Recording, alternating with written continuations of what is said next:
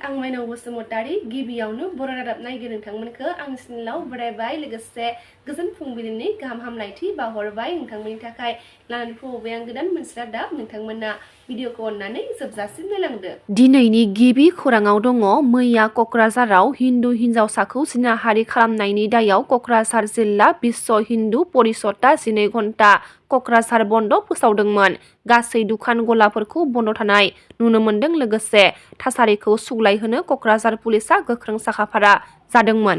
चिरां जिल्लानि बिजनी बरलगावनि थेंफाख्रि फोथाराव खुंफुंनाय 65थि बोसोरारि जथुम्मा बर' थुनलाइ आफादनि गेवलां मेलाव बिटिसिनि चिफ हाग्रामा महिलारि बिथांजों लोगोसे एबसुनि आफादगिरि दिपेन बर' बिथांमोनखौ जयै नुनो मोननाय जादों।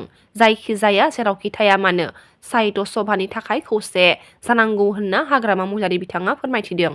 बर' थुनलाइ आफादनि गाहाय नेहाथारि नीलकान्त गयारी बिथाङा माखासे गोनां बाथ्राखौ फोरमायथिदों। 65थि बोसोरसालिया जथुम्मानि थान्दै मेलाव माखासे दुथांफोरा दावराव दावसि खालामनाया हारिनि थाखाय जोबोर लाजिथाव होनना नीलकान्त गयारी बिथाङा फोरमायथिदों। जोंहा गोदान बडि दानाय जाबाय थादों, गोजामखौ सिनफाबाय, गोदान बडिखौ दानाय जाबाय थादों। बे समावनो जोंबो आन्दाज मोनाखै सोर फैनानै माइक्र'फनखौ सेफैखो जोंबो बेखौ आन्दाज मोनाखिसै। बेखायनो जोङो सोर खालामखो जोंबो बुंनो हाला, नाथाय जों बेखौ बुंनो हायो जिहेतु खोमसि जाबाय, खोमसि समाव माने गाज्रि गोसो लानानै सोरबाया बे खामानिखौ मावदों, जों बेखिनिखौ बुंनो हायो आरो। उद्देश्यआ मामोन बेखौ जों मिथिया, बिथांनि थांखिया मामोन, बिथांनि नोजोरा मामोन, जाय बे गाज्रि खामानिखौ मावदों जों बेखौ मिथिया। आरो बेनिखायनो जों बे थासारिखौ आरो गाज्रिसिन खालामा होननानै जों मैयानि दिनाव गोदान बडि दानायखौ दोनथ'नाय जादों। बेवहाय जोंहा आफादगिरिनि जेनाखि बिबान बेखौ जों होनो हायाखिसै। थिग बिदिनो जोंहा लेङाइ आफादगिरिफोरखौ जोङो माने फुल प्रेजेन्ट जों खालामनो हायाखै, नेहाथारिनि बेलायाव हायाखै। खिन्थु गाहाय नेहाथारिनि बेलायाव बेखौ माने इउनानिमासलि बयनिबो गनायथिजों बेखौ मैया खालामनो हानाय जादों। आइजोनि खथा मोननै दङ, लेङाइ आफादगिरि नेहाथारि बेखौबो हानाय जादों। रांगिरिनि खथा मोनसे दङ, बेखौबो हानाय जादों। दा माखासे खथाफोरखौ जोङो इयुनाव जों माबोरै खालामनो हायो बिनि थाखाय सानलाय हलाय जों खामानिखौ मावो। गोबां एलिमेन्टस थायो हारियाव, मोजांबो थायो, मालाबा गाज्रिबो थायो, मालाबा मिसगाइडेडबो थायो, सोरजोंबा मिसलिड जायो। जानो हागौ बेयो माबा मोनसे एलिमेन्ट्सआव गोलैगोन बियो, जाय एलिमेन्ट्सआ माने सान्तिखौ लुबैया, मोजांखौ लुबैया, गोजोनखौ लुबैया, जौगानायखौ लुबैया। बिजनी बरलगाव थेंफाख्रि फोथाराव बर' थुनलाइ आफादनि खुंगा 65थि बोसोरारि जथुम्मायाव सानजारां बिसिम्बि बेखेवनाय हाबाफारियाव बिजनी हालामनि फिसाजो बड'लेण्ड मुलुगसोलोंसालिनि प्रफेसार मुस्रिमा इन्दिरा बर' बिथाङा माखासे बेसेन गोसा बिबुंथिखौ होदों। बे हालामा आंनि जोनोम जायगा, आं बे हालामनिनो फिसाजो। नाथाय दिनै नोंथांमोनहा आंखौ आलासि हिसाबै लिंनानै लाबोनायाव आं एसे लाजिनायसो मोनदों। जाय हालामाव आंनि जोनोम, जेराव आं देरदों लावदों, बहायनो आङो दिनै आलासि हिसाबै बिसोम्बि बेखेवगिरि आलासि महरै नुजाफैनो आङो एसे आसुसुसो मोनदों। बिनिखायनो आङो आलासि हिसाबै नङा, आं बे हालामनि बिजनीनि फिसाजो महरैसो सासे सरासनस्रा मानसि हिसाबै नोंथांमोननि सिगाङाव नुजाफैदों। आरो बे आं सरासनस्रा मानसि हिसाबैनो दिनैहाय सानजारां गेदेमा लकेश्वर ब्रह्म बिथांनि मुङै जि बिसोम्बि बे सानजारांखौ बेखेवफैदों।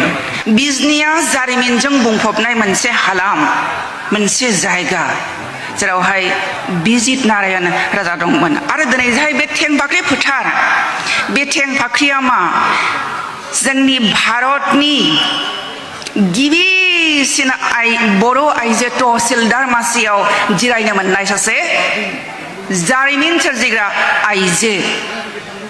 जों गोबाङानो मिथिया बे थेंफाख्रिया बिजनी हालामनिफ्राय आरो भारताव गुबुन सोरबा गस्वामिया फैयाखै, सोरबा भट्टाचार्यया फैयाखै, सोरबा शर्माया फैयाखै। सोर फैदों?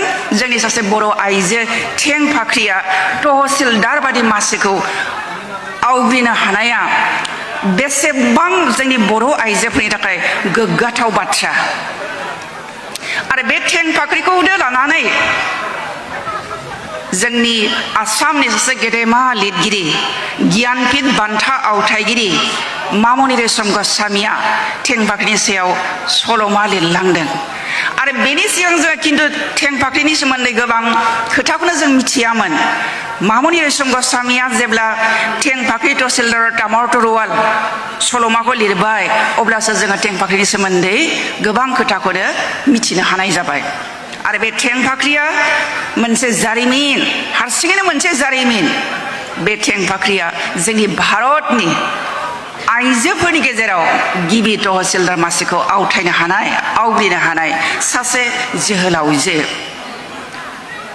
आरो बिथांखौ जों उन समावहाय मा नुनो मोनबावदों सासे उदांस्रि दावहारु बिथाङा इंराजफोरनि समावहाय ईस्ट इंडिया कम्पानिनि समावहाय तहसिलदार मासियाव थादोंमोन नाथाय उन समाव जेब्ला बिथाङा मोनदांबाय जे इंराजफोरा गुफुरसाफोरा बा ईस्ट इंडिया कम्पानिया जोंनि जायगाखौ लासै लासै मनग्लाबनो हमदों बे खोथाखौ जेब्ला बिथाङा मोनदांबाय आरो मोनदांनाय लोगो लोगो बिथाङा मा गावनि तरुवालखौ लानानै बियो इंराजफोरजों नांनो थाखाय बियो ओंखारलांदों आरो बे काहिनिया मामनि रेशम गस्वामी लिरनाय सल'मायावनो रोखा रोखा दङ दा बेनिखायनो आं बुंदों बिजनिया मोनसे जारिमिनारि हालाम जारिमिनारि जोहोलाव जोहोलावजोफोरा बेवहाय बुंफबनानै दङ आरो बै समनि जोहोलाव जोहोलावजोफोर बादिनो दिनैबो जानो हागौ बिजनि हालामाव जोङो गोबां बिथिङावनो माने देरहासारनाय मावनो हानाय गोबां